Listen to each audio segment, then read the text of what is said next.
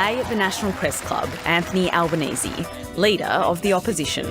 With just a few days left until the federal election, can the Labor leader unseat Scott Morrison to become the next Prime Minister of Australia? Anthony Albanese with today's National Press Club address.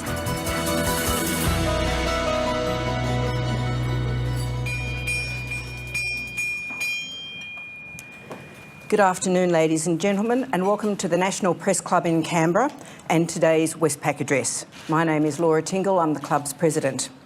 3 more sleeps until polling day, and we bring you our last pre-election event. It is traditional for the Prime Minister and the Leader of the Opposition to give their final major addresses of the campaign to the National Press Club and its large national television audience. Prime Minister Scott Morrison becomes the first Prime Minister in over 50 years to not give such an address. We wish him well on Saturday, as we do our speaker today, Opposition Leader Anthony Albanese. Why is everybody laughing? May the best man, or more importantly, the best policies win and govern Australia well for the next 3 years. It's been a long campaign, but governing is an even longer, more exhausting and more important challenge. Please join me in welcoming Anthony Albanese to address us today about how he plans to manage that challenge.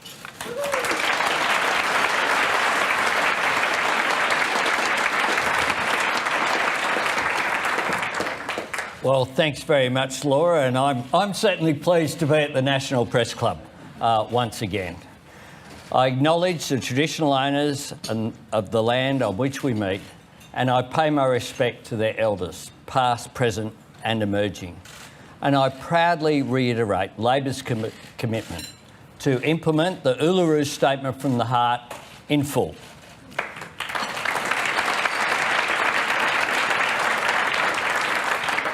If an Australian government can take up the invitation First Nations people have extended to us, an invitation that is so generous it stands as an act of grace, it will help define our future as a more reconciled and more equal country. I thank all of my colleagues who are here today as well, and I want to express my deep gratitude to all the other members and senators and candidates and our volunteers and supporters who are out there right now walking the talk, making calls, knocking on doors and handing out on pre-poll where people are voting in record numbers. Our democracy is a vital and precious institution, and as events around the world keep reminding us, not something we should ever take for granted. I can promise you this, my team will be working hard for every single vote right up until the polls close at 6 p.m. on Saturday. Our democracy draws its health and strength from people putting up their hand, engaging with their community, participating in the contest of ideas. I'm here at the National Press Club today to outline Labor's plan for a better future. I'm seeking the honour of serving as Prime Minister of the best country in the world, and I want to lead a government that is worthy of our great nation. A government that honours the values of the Australian people, that repays hard work, nourishes aspiration and creates opportunity. A government driven by strong and simple principles that you might have heard me mention during the last 6 weeks. No one held back, no one left behind. I began this campaign outlining Labor's plans to build a better future, to boost wages, to help with the cost of living, make things here in Australia, strengthen Medicare, fix aged care, invest in the skills of our people and bring our country together. As we near the end of this campaign, these promises remain central to Labor's vision for Australia. Scott Morrison started his campaign saying, "You didn't have to like him, but at least you knew who he was." 5 weeks later, he's saying he can pretend to be someone else if it will make you like him. Labor is offering Australians a chance to change the country for the better. He's promising to change his personality. He's been the devil you know. He's been a bulldozer. He told us he's a car, just not an electric one, obviously. And now Scott Morrison, who's been in this government for nearly 10 years, is telling Australia that's not enough. He wants another term as Prime Minister, not because it's a great deal for you.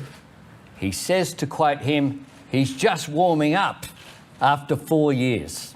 Seriously, 4 years as Prime Minister, he himself is distancing himself from Scott Morrison. What a concise concession of failure.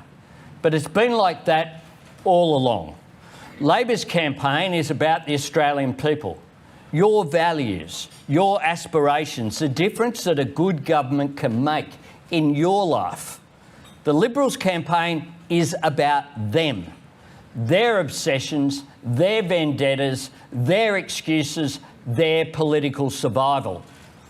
But of course, elections aren't just an assessment of our campaigns. Australians are giving their verdict on the last 3 years and the last 3 terms. And more importantly, making a judgment about who is best to lead our country into the future. In 2022, that means looking at how we got through a once-in-a-century pandemic and asking, what are we going to learn from it? Now, amid all the tragedy and uncertainty of COVID, which is of course still continuing, Australians have been simply magnificent, caring, brave, patient beyond measure, but it hasn't been easy. So many people have done it really tough. The crisis we're going through showcased the strength of our community, and once again what we saw was the worst of times bringing out the very best in Australians. But it also exposed the vulnerabilities in our economy, the uncertainty of insecure work, the unsustainable costs of childcare, the neglect of our skills and training system, the digital divide in access to the NBN for homes and small businesses, the pressure on our health system, but importantly, the pressure on our healthcare workers, the absolute crisis in aged care, and the risk to business and industry from our position at the end of global supply chains. These problems aren't new.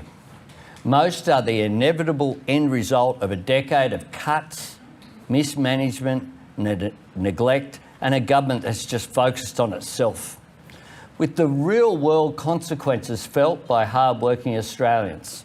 Like today's news, that real wages have gone backwards yet again, a fall of 2.7%. What a hit. This delivers the biggest cuts to real wages in more than 20 years. Under Scott Morrison, real wages are plummeting while the costs of living are skyrocketing. Australian workers are paying the price for a decade of bad policy and economic failures, while Scott Morrison says he should be rewarded with another 3 years because he's just getting started. The choice Australians have to make this Saturday is which party can be trusted to solve these problems. The Liberal government that created them, a Prime Minister who denied them and then blamed them on someone else, or a Labor Party driven by a determination to learn the lessons of the pandemic, to face up to the big challenges confronting our country and to bring people together to build a better future. If you needed any more proof that Scott Morrison is determined to learn nothing from the last 3 years, you only need to look at what he has said in the last week. Now, he started off the week by arguing that the workers who carried our economy through the pandemic, they went out to work, they risked their own health to serve others for $20.33 an hour. What did he say? They couldn't afford $1 extra an hour. $1 an hour. He believes they should get a real wage cut. And remember this, government said that low wages were a key feature of their economic architecture. It's not bad luck, it's bad policy that are leading to a decline in real wages and a decline in people's living standards. That's their idea. That is one thing they have delivered on. The Prime Minister finished the week by saying that working people should raid their super to fix Australia's housing crisis. So the Liberals believe you should lose one key asset in order to get another. With Labor and our plans, you keep both. The Prime Minister's most remarkable statement, though, was that his biggest flaw is that he's too quick to solve problems. I'll just leave that hanging there for a bit so you think about it. The bloke who said, when Australia was burning down, I don't hold a hose, mate. The bloke who said, when we were way back in the queue in the developed world, or somewhere in the 90s, about the rollout of vaccines, what was his response? It's not a race. And on every issue that you can think of, what's his response? That's not my job. His 4 favourite words. The only thing that Scott Morrison actually does quickly when there's a crisis is blame someone else. Well, the Liberals won't change, the Prime Minister can't change, and the only way to change Australia for the better is to change the government this Saturday.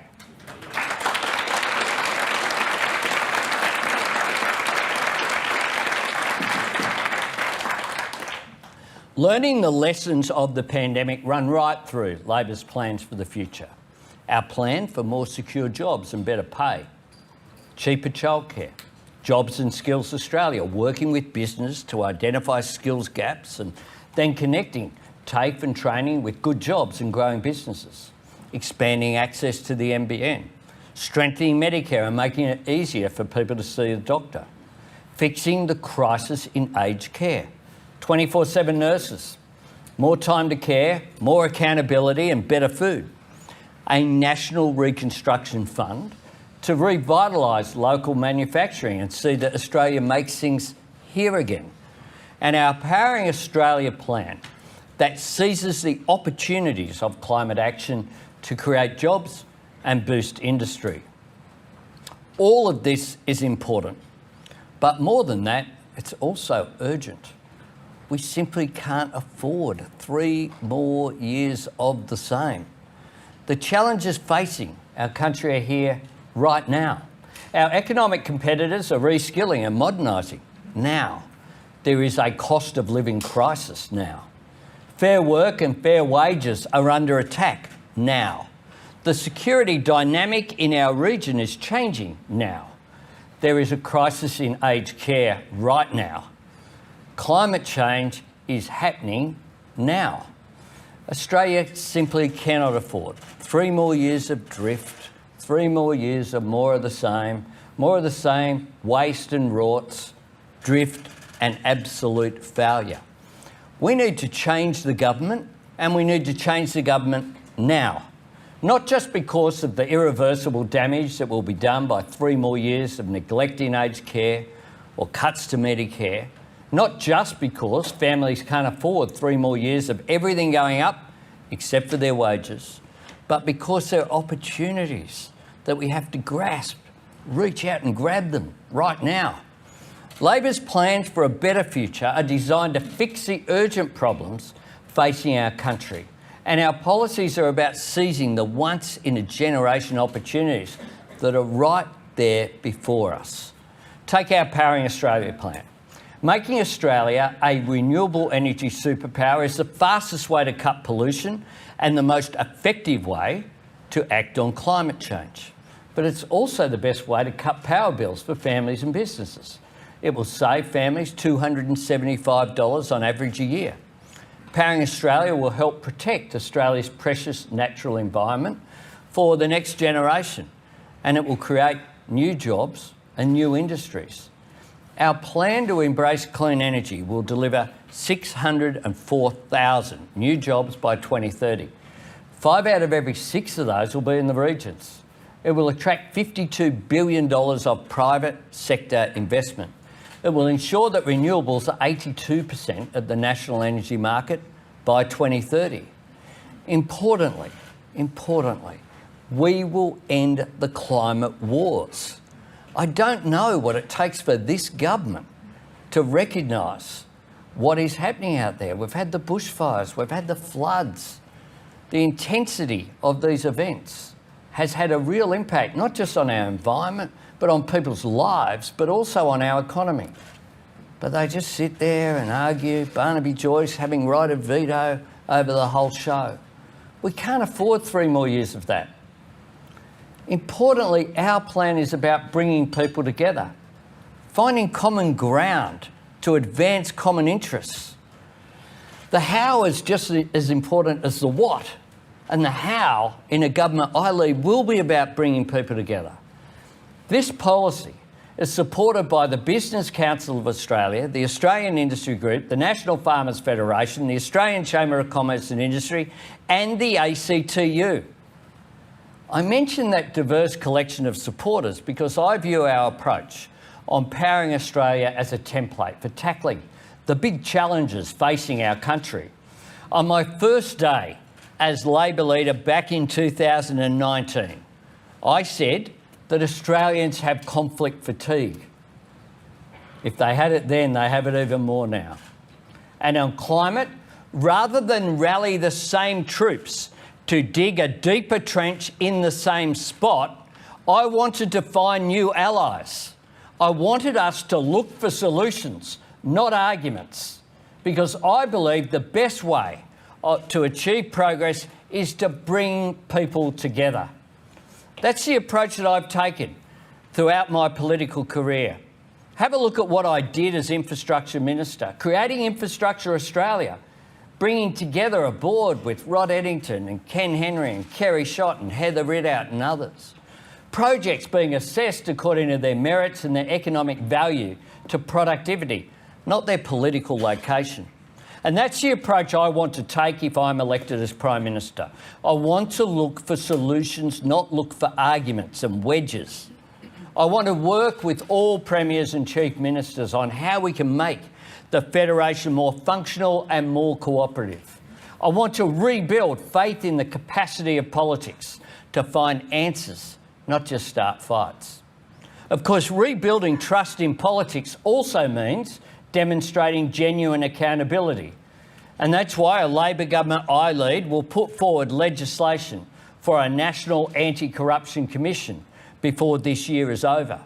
And one of the first things I will do if I'm elected Prime Minister on Saturday is to bring business, employer groups and unions, civil society groups together in an employment summit here in Canberra to collaborate on secure work and ensure enterprise bargaining is working more effectively.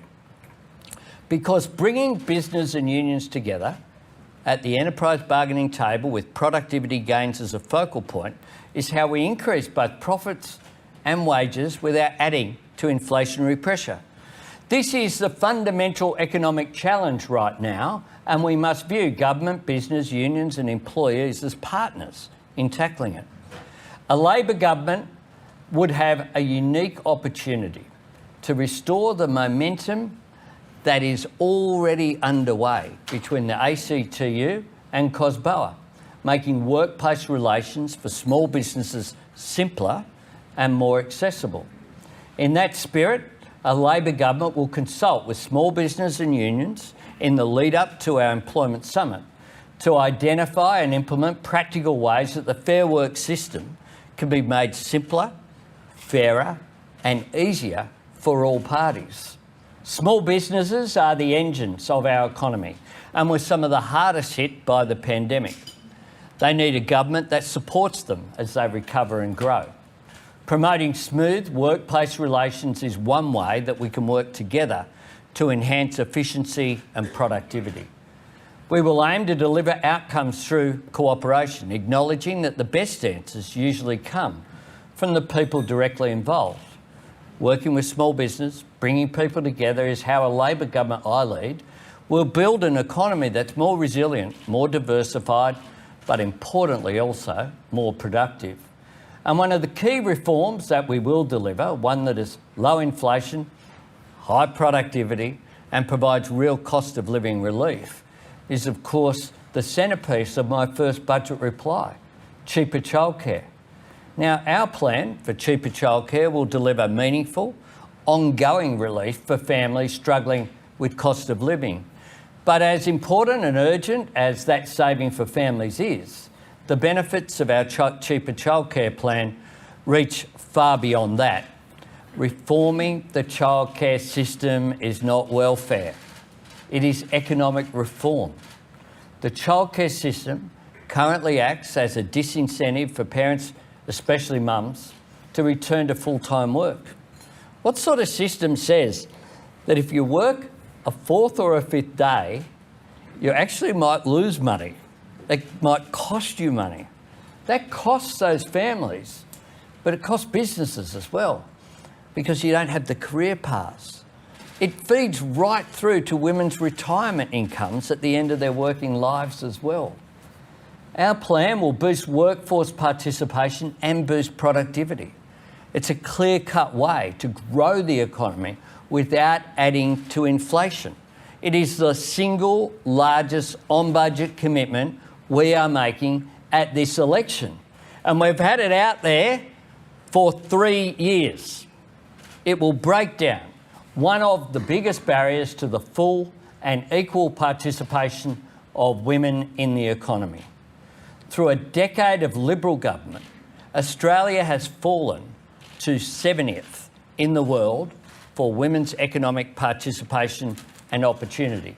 And we have gone from being the 24th most equal country in the world for women and men, 24th to 50th.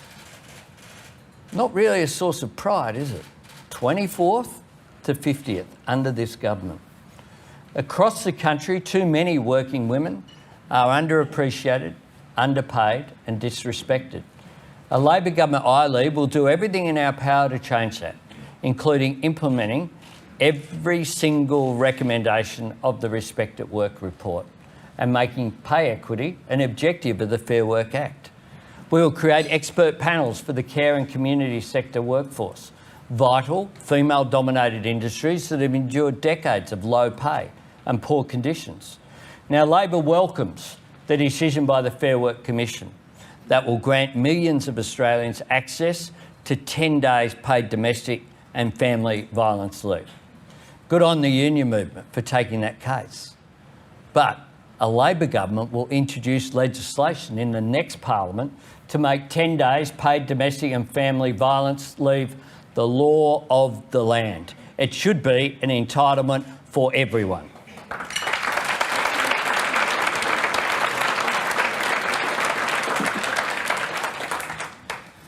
Now, if Labor is successful this Saturday, we will inherit the worst set of books of any incoming government since Federation. $1 trillion of debt.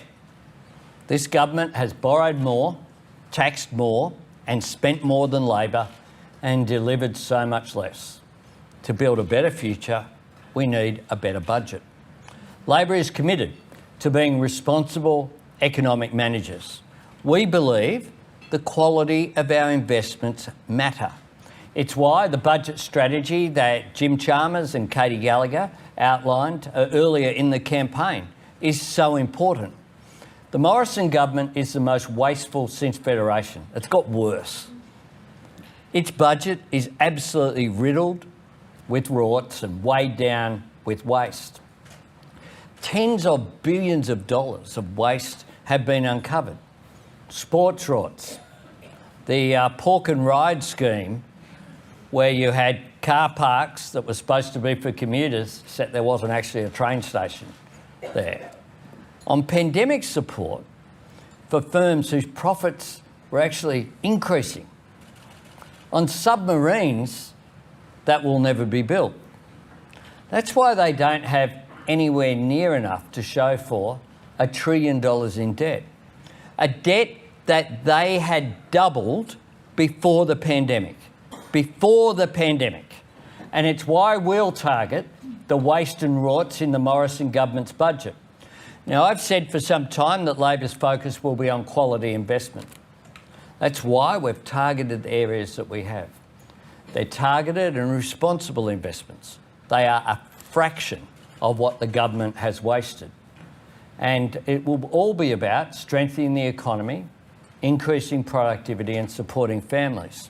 And I announced today that Labor will reduce the uncommitted funding in the Community Development Grants Program by $350 million, and we will return the $400 million regionalisation fund back to the budget.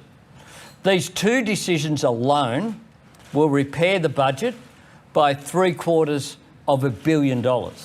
Jim and Katie will have more to say about this tomorrow. But I want to be clear right here today. If I have the honour of serving as Prime Minister, it will be my mission and my responsibility to ensure that every dollar spent in the budget is used to drive the productivity growth we need to pay down Liberal debt and to deliver meaningful, quality of life improvements for all Australians. This announcement today is the start of repairing the budget and cleaning up the mess that we'll inherit if we're successful on Saturday. Now, I believe that Labor governments have always changed the country for the better. They build for the future. They shape the economy in the best interests of people. We celebrate the legacy of Medicare, universal superannuation and the National Disability Insurance Scheme. They are worthy of protection, not just because they are great Labor achievements. They're a lot more than that. They belong to our Australian identity now. They're a source of national pride. They speak for our character and our values as a nation. I want to write our agenda for childcare and aged care into this great national story, because reliable, affordable and universal services arm people with the confidence to pursue their aspirations, to fulfil their potential and to strive for the best. Better care makes us a stronger country because it means that Australians can live better lives. I know the difference that a good government can make to people's aspirations. It's what's brought me here today in a position of standing for Prime Minister of this country. Good government changed my life. A good government helps people put a roof over their head. It supports young people who want to learn a trade or get a degree. A good government ensures older Australians can live out their later years with dignity and respect. A good government creates opportunities for families to get ahead and stay ahead and make sure they can get the healthcare and childcare they need when they need it. A good government gets wages rising, not going backwards. A good government backs businesses who are innovating and growing. A good government makes it possible for Australia to make things here again. A good government protects and defends our national security and strengthens our relationships with our allies by dealing with them honestly. A good government protects the natural wonders of our environment, treasures that we hold in trust for our grandchildren and future generations. And it invests and cherishes our universities and our arts and our sport and our music and the multicultural miracle of modern Australia, celebrating the diversity that gives us strength. A good government will grasp the opportunity that is there for healing and truth and reconciliation offered by the generous Uluru Statement from the Heart, that hand out just asking to be grasped and asking for good manners to be implemented. Good manners tell you when something you do has an impact on someone else. Talk to them. That's all a voice is. Ask them and hear them and listen to them. Given our history since 1788, is that too much to ask? We need to celebrate the fact that we share a continent with the oldest continuous civilisation. This is the Labor government that I want to lead. This is the positive campaign that I have run, not to occupy the space to change the country for the better. Honest, real, focused on the lives and values of the Australian people. That's how I started, that's how I intend to finish. Focusing on solutions, not arguments. Taking responsibility, treating people with respect. And that's what the job of being Prime Minister is all about. If the Australian people do me the extraordinary honour of making it my job, I'll do that job to the best of my capacity every single day. And the job will not be about me, but about the Australian people and how I serve them. Leading a Labor government that includes and empowers people to reach their potential. A Labor government that invests in Australia's skills, jobs, security and care. A Labor government that holds no one back and leaves no one behind. A Labor government that builds a better future. That is what I aim to do. Thanks very much.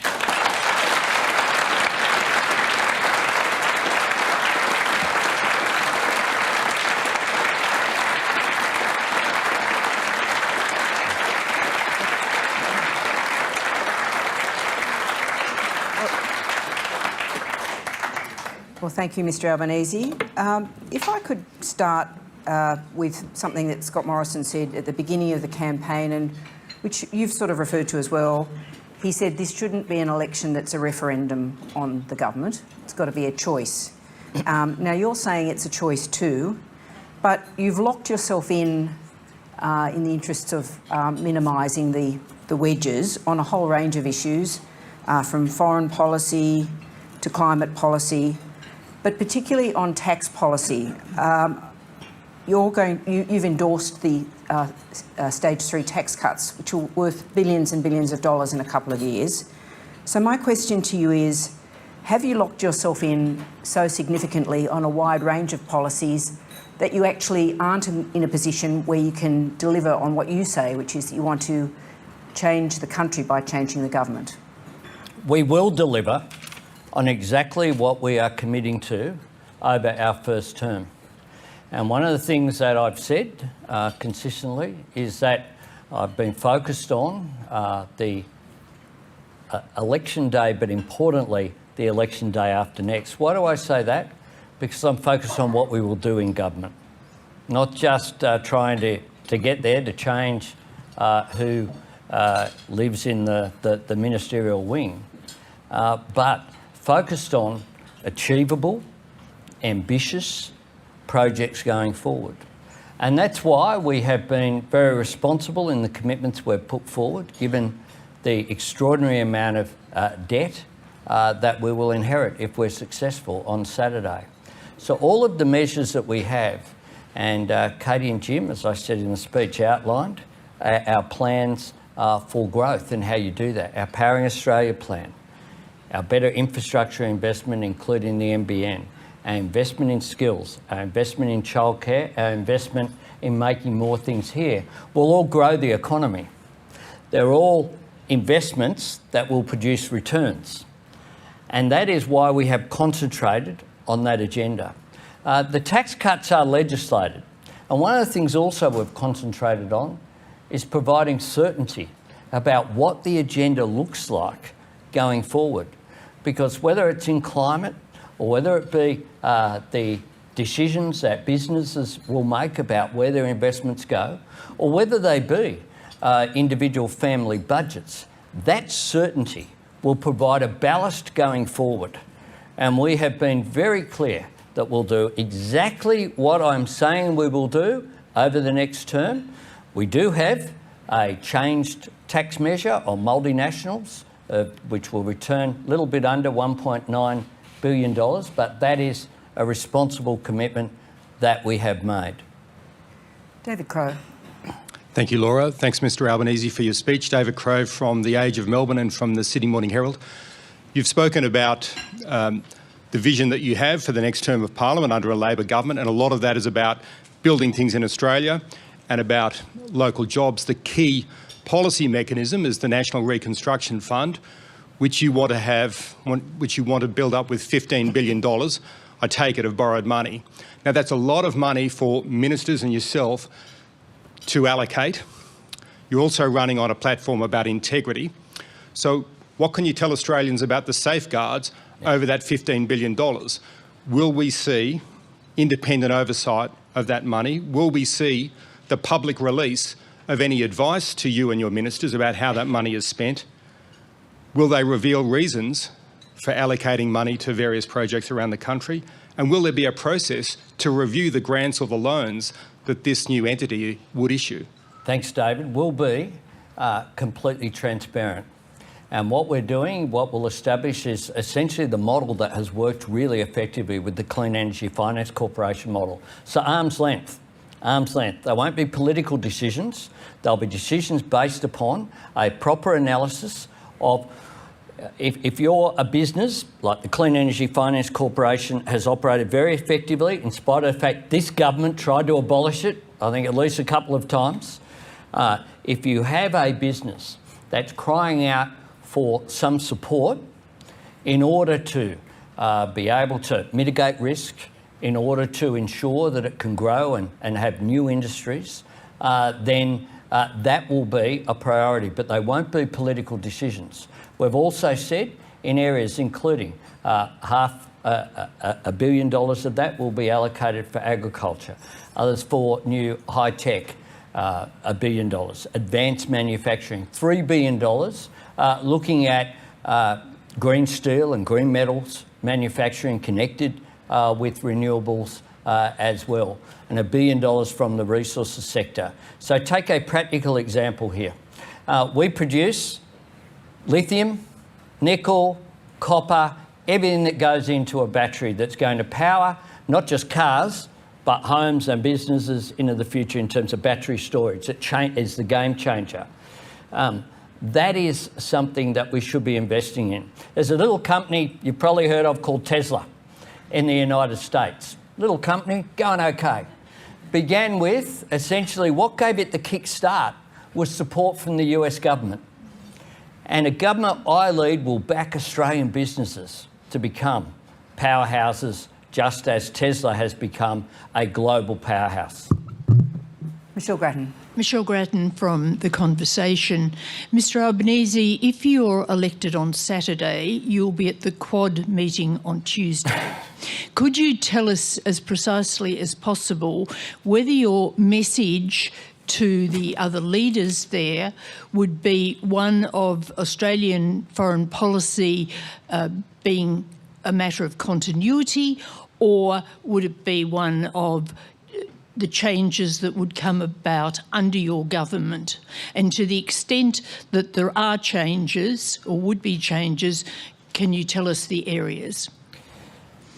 We will have, under a government I lead, 3 pillars of our foreign policy. The first is our alliance with the United States. The second is more intense and deepen our regional relationships. And the third is support for multilateral forums as well. So there's an element of continuity throughout that. But it's also a matter of having trust as well. I won't leak text messages to international leaders. I will engage in an upfront way, in a mature way, and I look forward in particular to some of the policy changes that we're putting forward, increasing our standing globally. We are in the naughty corner at UN Framework Convention on Climate Change conferences. That's the truth. That's the truth. We were there under Howard, we're there now. One of the ways that we increase our standing in the region, and in particular in the Pacific, is by taking climate change seriously. And the Biden administration and Australia, I think, will have a strengthened relationship in our common view about climate change and the opportunity that it represents. But a lot of our foreign policy in terms of the challenges will remain completely consistent over areas like the strategic competition we're seeing in the region with the more aggressive response of China. I expect that, well, I don't expect, we will maintain an absolute consistency in that position of standing up for Australia's values. Thank you. Phil Curry. Thanks, Laura. Hi, Mr Albanese. Phil Curry from the AFR. You spoke in your speech about productivity. You spoke about industrial relations, small business, the enterprise bargaining system. The Morrison government had a go at this a year or so ago, brought together unions, business, interested parties, and for reasons too extensive to mention now, it didn't really go far. But one of the constants you get from business groups about the enterprise bargaining system is to remove the better off overall test and go back to Paul Keating's no disadvantage test. And the Keating IR reforms were one of the great productivity drivers of the modern era. You've been quite critical of any moves to touch the boot test during the campaign. Will you be flexible on that and prepared to entertain a more Keating-like reform program if that's what it takes to get a result that the Morrison government couldn't? Paul Keating made workers better off, not worse off. And you only remove the better off overall test if you don't want people to be better off overall. It's pretty simple, really. What you can have is, through genuine negotiation, improvements that increase both business profitability and wages. That's the Keating model. That's the Keating model, including through the social wage that he did as well, that made people better off. Our childcare plan is an example of something that will make families better off. But what occurred, to be clear about the government's system, was that they had negotiations that were very constructive. They had negotiations with big business and unions. They had negotiations with small business, and I refer you to the elements of my speech today about small business and unions and flexibility. There was great progress made, and then the government came out with legislation that didn't reflect any of the negotiations that had taken place. I've had direct discussions with small business and with the Business Council of Australia and other businesses, as well as with unions, about the prospect of sincere, real change that provides win-win. I think we can get win-win with small business, but we can also get wins with larger businesses and unions as well. We have common interests. This has been a theme well back, I've been speaking about for a very long period of time. You can't have union members if you don't have successful employers. And we have common interests here. Business recognises it, unions recognise it. What they haven't had is a partner to bring people together. They'll have it under a Labor government I lead. Catherine Murphy. Thanks, Laura. Thanks, Mr Albanese. Australia has recorded 5,633 COVID-related deaths this year. It equates to a 7-day average of 45 deaths a day. Scott Morrison said this morning the pandemic had passed. He said, this is a quote, "We're living with COVID and not going back to those daily press conferences of people talking about COVID every day and putting the threat of shutdowns or lockdowns in people's lives again." So my question is, what would an Albanese Labor government do to curb the death rate from COVID by way of a national strategy that Scott Morrison once prided himself on delivering? Thanks, Catherine. We do need to step up the national strategy. We need to look at not just the number of deaths, but also the number of people who are in hospital, but the number of infections which are there as well. Because of the people going out and getting vaccinated, the impact on many people is less than it would have been if people were unvaccinated. But it's still a major issue. And I have raised as one of the things that I would be seeking to do very early on, as in next week, providing a comprehensive briefing where I have asked, as part of incoming briefs, that there be exactly that, a national strategy. How do we get the information out there so people get their booster shots? What can we do to minimise the impact of COVID, which is continuing to have an ongoing impact on people, sometimes too, people, not just vulnerable people. There's a lot of younger people can have an impact as well, are in hospital. We need to continue to be vigilant and recognise that this pandemic is still having a real human impact. Peter Van Onselen. Peter Van Onselen for Network 10.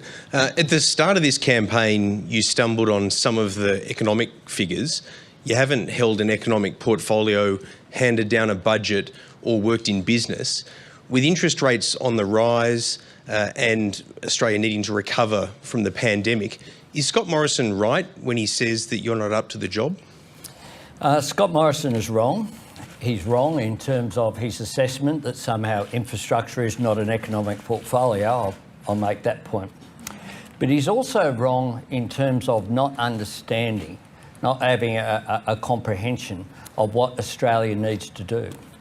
What I've done during this campaign is outline a plan for economic growth, a plan for investing in infrastructure, the NBN, childcare, making things here, our Powering Australia plan, that will all contribute to economic growth and therefore contribute to future revenues, not just to current expenditures.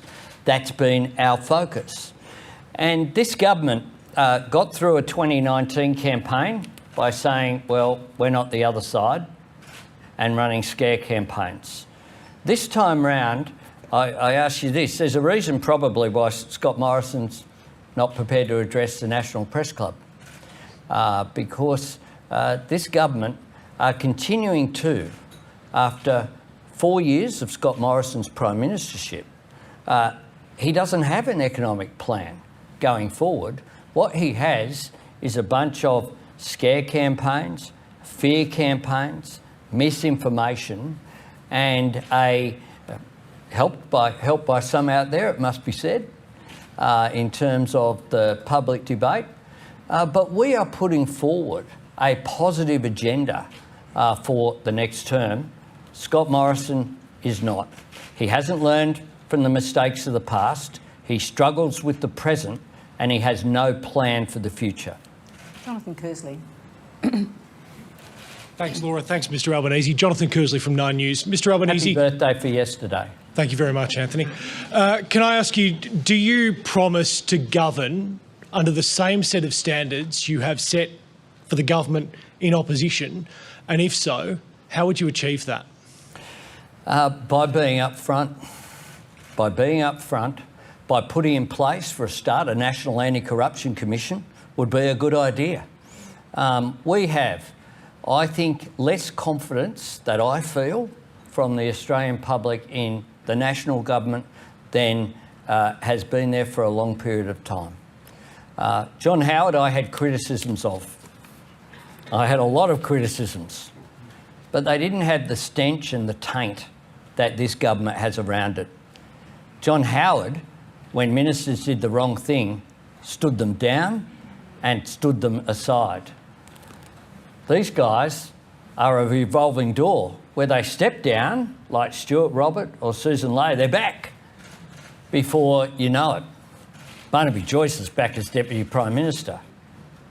The truth is that we need to build confidence in government and in the integrity of government. To do that, you need a National Anti-Corruption Commission, but you also want to govern in a way that is far more transparent, far more open, one that accepts responsibility for the high office that the Prime Minister and other ministers hold.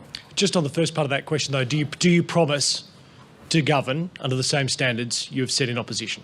I promise to govern with integrity, to always be upfront, to be honest with people is what I do. Claire Armstrong. Claire Armstrong from the Daily Telegraph. Thank you, Mr Albanese. We've seen seismic changes in Parliament as a workplace after the Women's March for Justice. If elected Prime Minister and you were made aware of a complaint about the behaviour of a member of your team, what would you do?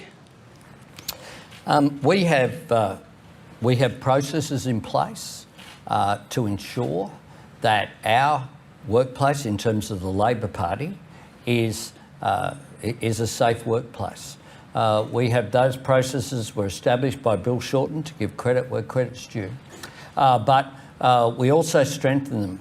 And we did that with a process led by the women in our caucus, Sharon Clayton in particular, our caucus chair, the involvement of every person in the caucus and also through the National Executive. So that is a very clear process that we have in place that ensures confidentiality, that ensures that people can have the confidence to come forward. In addition to that, in terms of the Parliament, we have supported the parliamentary processes that have been established and which have ensured, I think they've got, well, I don't think, they have got support of the entire Parliament. Those changes that have been made are good and positive. In addition to that as well, we need to recognise that every workplace needs to be a safer workplace, and that's why we'll adopt the 55 recommendations of the Respect at Work report from Kate Jenkins. The government responded to some of those, but they left out a critical one as well, which is the obligation on employers to do what they can to have a safe workplace. But with respect, what would you do though? Would you refer someone to that process? Is that your answer? Well, we have processes in place, yes, absolutely. Greg Brown. Greg Brown from The Australian. Mr Albanese, you've spoken a lot in this campaign about growing the manufacturing sector. Spot prices in the wholesale gas market are soaring at the moment, and local businesses are saying that the energy costs could force them to close. Last year, you backed a call from unions to urge Scott Morrison to invoke the Australian Domestic Gas Security Mechanism, which would effectively limit the amount of gas we send overseas to lower prices for local firms. If you win on Saturday... Some of that's occurred. If you win on Saturday, will you pull the trigger on that mechanism? Well, what we know is that if you look at a state that has made sure that its businesses have access to gas, go to WA where we were yesterday. It's been very successful. It's been very successful in WA. We will work with industry constructively to make sure that they can continue to thrive. We think that in terms of manufacturing, there are enormous opportunities. And if you look at where this debate has gone in terms of power for industry, remember there was a fellow called Josh Frydenberg, used to stand up and give speeches in Parliament about saving Liddell and Liddell staying open. Doesn't do it anymore, and Liddell's closing on their watch. The changes that are occurring through the energy market that are occurring, that are driven by prices and by the market, and where the cheapest form of new energies are, need to be channeled. We need to work with them, and that's what we will do with businesses. I've sat down with businesses, whether it be a company like Rio, for example, with their alumina manufacturing. What are Rio doing just outside of Gladstone? They're looking at hydrogen. There are businesses that are responding. The truth is that business is so far ahead of this government that they can't see where the government is. But just for short-term prices, though, do you support pulling the trigger? You still support pulling the trigger on the mechanism? What I might do down the track, we would take advice down the track. What we would do is work with business to provide investment certainty to make sure that we reduce energy costs for business. That is what we would do. And we would be, in terms of mode neutral, our policy in terms of powering Australia is mode neutral in terms of where the market is going. This government have been like swimming against the tide, and that is why they haven't been successful. Andrew Cornell. Mr Albanese, you speak extensively about being the young man from the council flat, and this is not an invitation to repeat that story. But I might anyway. Oh, please don't. Please don't. I'll answer that part. I'll answer that part of the question. From this, at least initially, you became an unreconstructed socialist. Would the young man in the council flat approve of the man here endorsing stage 3 tax cuts, which give people on more than 200 grand a tax cut of 10 grand? Or would the young man in the council flat approve of a family on 500k getting a 26k childcare subsidy? Aren't you just endorsing this tax cuts policy to win the election? And won't you change your mind afterwards, blaming economic circumstances? And what can we see in your October budget? Could we see an aged care levy? Could we see an increase in the Medicare levy? The young lad in the council flat, and I'll begin there, had a mum who told that young man that he could be anything he wanted to be. When I speak about no one left behind and no one held back, no one left behind is about protecting the disadvantaged. That's why I don't support a real wage cut for people on minimum wages. That's why. Simple as that. That's why I say that each and every budget, the Treasurer and the Finance Minister sitting here, I'll say to them, what can we do for people who are doing it tough? Each and every budget. I'll come to you. I'll come to you, answer. That is a part of my mantra I've held my whole life. But the other thing about no one held back is people aspiring to a better life. That's what Labor does. One of the things about this campaign is that, you know, some people say, oh, there's a change in the political dynamic out there, right? One of the reasons why there's a change in the political dynamic out there compared with when I was a young man is that Labor governments mean that, hands up here, my colleagues who are the first person in their family to go to university. That's what's happened. Labor governments give people the opportunity to get ahead. I want businesses to be successful. I want people to have the certainty of knowing what their income will be, which is why I argued for and Labor supported. We had amendments there, but once they were not successful, we voted for the legislation of the tax cuts, and we said clearly and explicitly we would keep those legislated tax cuts because people deserve that certainty going forward. But what we'll also do is craft a whole agenda for how you grow the economy. We're missing out at the moment. And in today's globalised world, if you're standing still, the rest of the world is just going past you. We're in the fastest growing region of the world in human history to our north. We have incredible opportunities. If you look at what I've done, and some of my views, of course, have changed. When facts change, change your views. As you learn each and every day in this job. I've developed, I believe, I have as good a relations with the business community as anyone in the parliament, at least as good. I challenge anyone to say they have more. Does that mean I always agree with them? No. But what it means is when I say something, I deliver it.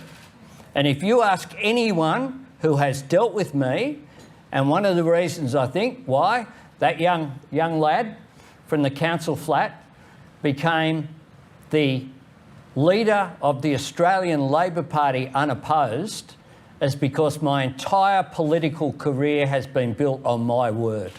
Yeah, just quickly. No, sorry. No new taxes. No. Is that what you're saying? Sorry, Andrew. Sit down. Andrew. Anna Henderson. No new taxes? We'll do exactly what I have said we would do. And one of those, Andrew must have missed it, is the multinational tax. Anna Henderson, SBS World News. Hey, Anna. The Prime Minister says you would be a weak leader on the international stage. And SBS has spoken to Chinese diplomatic sources who say that whichever party is elected, they will seek fresh talks on some level. So is China to be trusted or is China the enemy? And if you are elected, will you pick up the phone to President Xi? China has changed its position under Xi. Xi, of course, came and addressed the National Parliament, welcomed by Tony Abbott with some rather effusive comments at that time. Australia has had to adjust to that. And I think that the relationship between Australia and China will remain a challenging one, regardless of who wins the election. But I tell you what I will do if I have the great honour of leading this country. I will cherish relationships that I build, including reacquainting myself with President Biden next week if we're successful. What we've seen is a whole series of Australia's international relations being damaged. You know what weak is? Weak is leaking a private text message with an ally. That's weak. That's what that is, because you're under pressure. You got a bad headline, oh, well, just chuck this out, and then say, oh, I don't know where that came from. I'll tell you what weak is, being asked to consult across the Parliament and ensure that there's bipartisan support for AUKUS with the party, my party, that is responsible for the foundations of the US alliance forged under John Curtin, and then misleading that ally about whether that consultation has taken place. That's weak. That's weak. Would you pick up the phone, Mr Albanese? That's weak.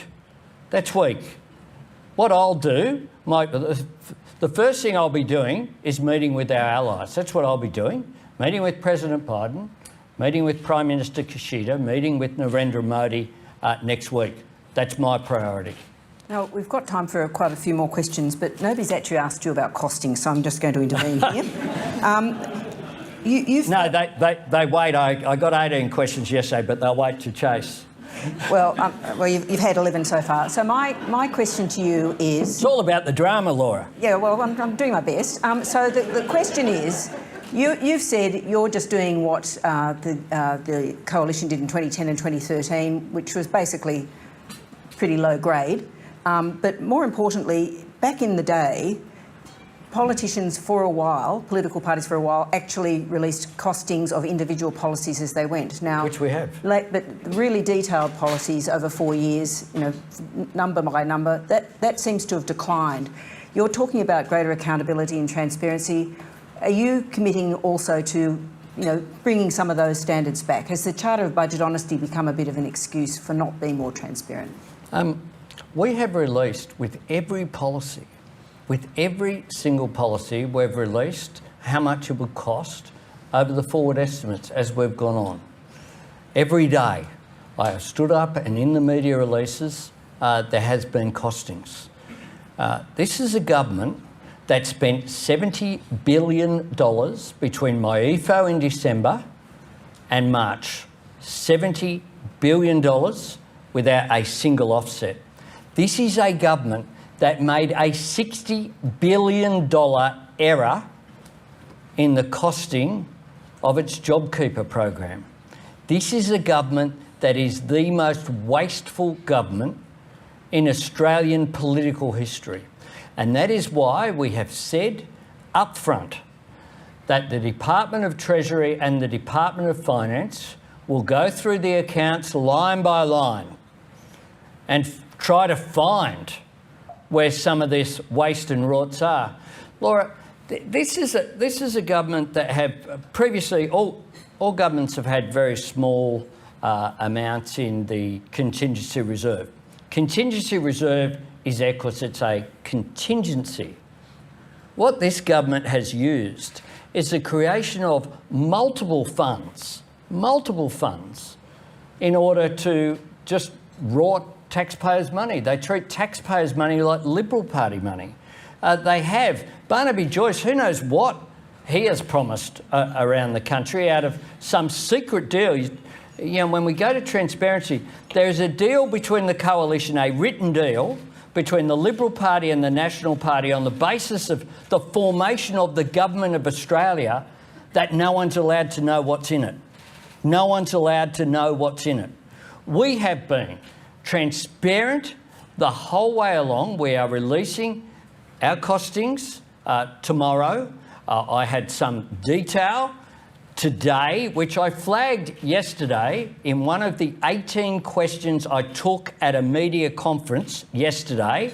I flagged that I would have more to say today about our costings, because I respect the National Press Club and always have a couple of announcements here. And today's return to budget of $750 million is a costing announcement that we scheduled to make today. So we'll have all of our costings out there tomorrow, but we have been extraordinarily transparent the whole way through.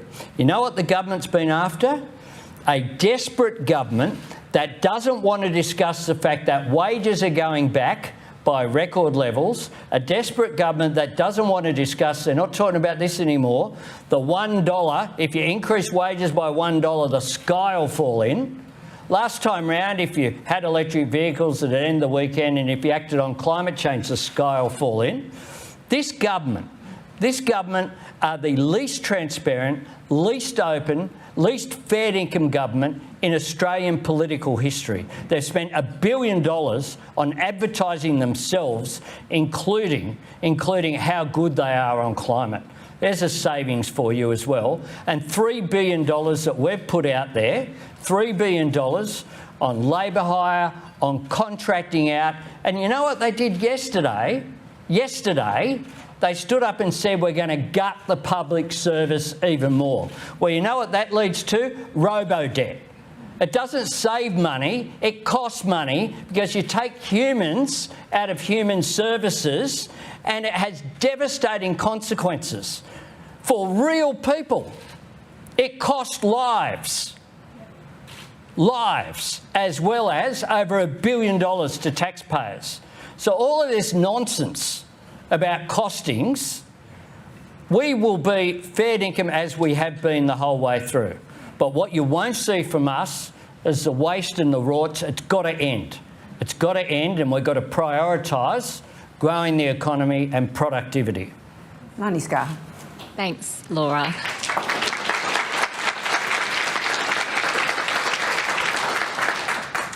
Lani Scarr from the West Australian. Mr Albanese, thank you for your speech. Generally in Australia, a woman is murdered by her current or former partner every 9 days. We've seen a woman murdered every week during the election campaign, so it wouldn't be surprising if before we know the result of the election, another woman is dead. The draft National Plan on Women's Safety has a target of halving that number of deaths. When will we see that number halved or reduced even more than that if you're elected Prime Minister on Saturday? Thanks, Lani. I think from memory, the number of women who died last year was 43, so one every 9 days. It's almost one a week. We want that to be reduced to zero is the ideal, obviously. It is a tragedy that too many women and their children live with domestic and family violence, and that tragically that can lead to murder. Call it for what it is, by a partner or by a former partner. We need, I think, to really put the whole nation. Government can't do this alone, of course. Government needs to work with civil society to call this out for what it is. We've put forward some really practical options as well. One of them is, I announced today, another of the announcements today, again reiterating our view that 10 days family and domestic violence leave should be law in this country. If women are faced with having to continue to work or worried about putting food on the table, then it leaves them more vulnerable. The other thing that we need to do is to make sure that women and children escaping domestic violence have somewhere to go. And that's why our Housing Australia Future Plan has 4,000 of those homes, 20,000, reserved for women and children escaping domestic violence. It's why we have $100 million allocated for emergency housing. Tonight, we know, because every night it happens, a woman, and perhaps a woman with children, will be turned away from a shelter because there simply isn't room. They'll be forced to sleep in their car, or they'll sleep in a park, or they'll sleep on a friend's couch, or worse still, they'll return to a violent situation.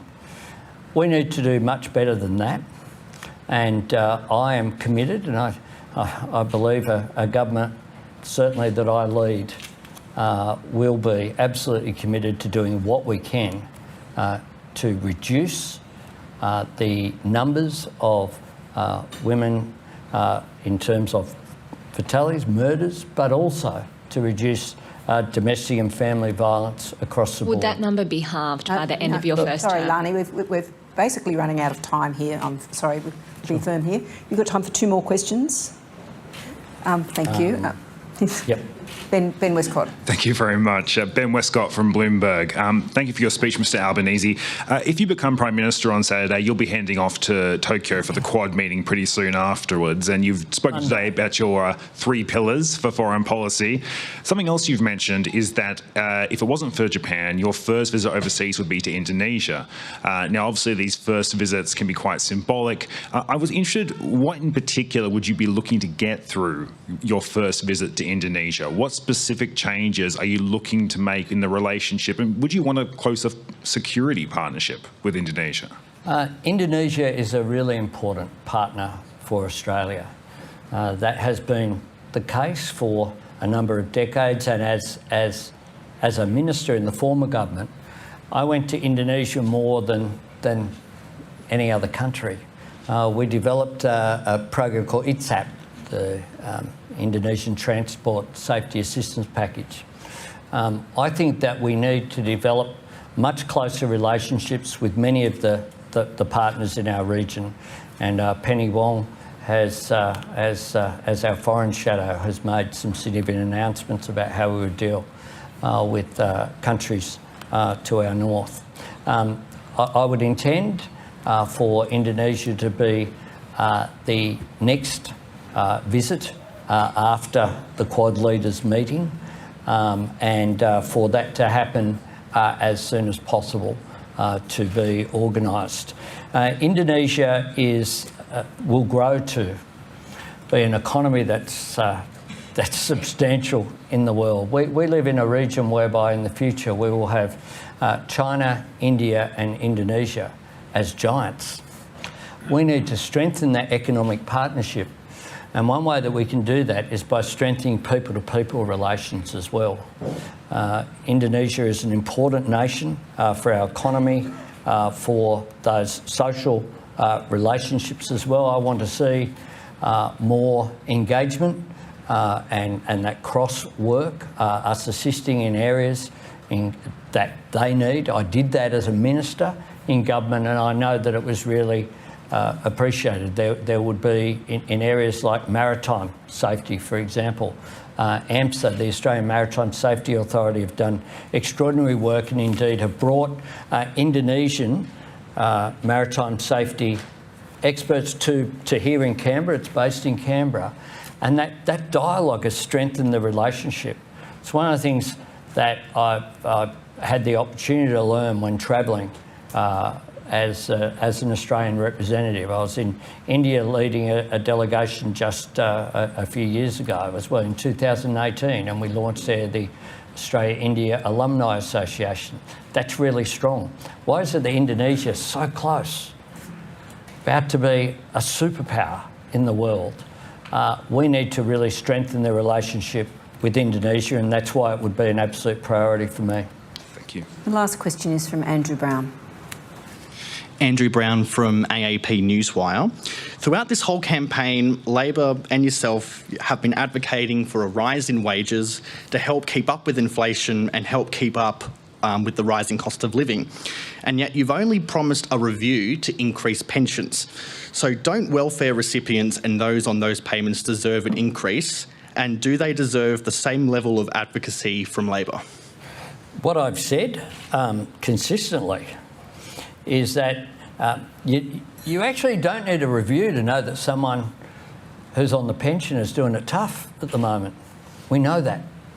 And every time a budget is handed down, we will consider what we can do for pensioners and for people on job seeker as well.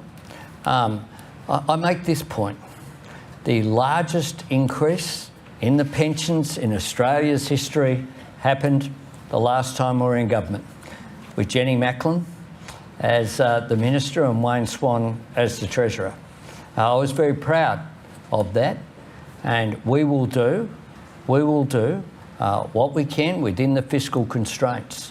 One of the things we have, though, in the fiscal circumstances we will inherit is $1 trillion of debt. $1 trillion of debt, whereby people who are on minimum wages are going backwards. And today we saw a significant thud in the gap between wages and inflation today. So we do need to address that. And when asked, would I support the Fair Work Commission if it comes out with the finding that someone on $20.33 deserves an extra $1? Absolutely. I could have added some adjectives there, but I didn't. Because I know how tough people are doing it, and it stands in stark contrast with the other bloke. They've stopped talking about it. Have you noticed that? Stopped talking about it in the last few days, and now they're trying to talk about other issues as well. They want to raid people's wages, now they want to raid people's super.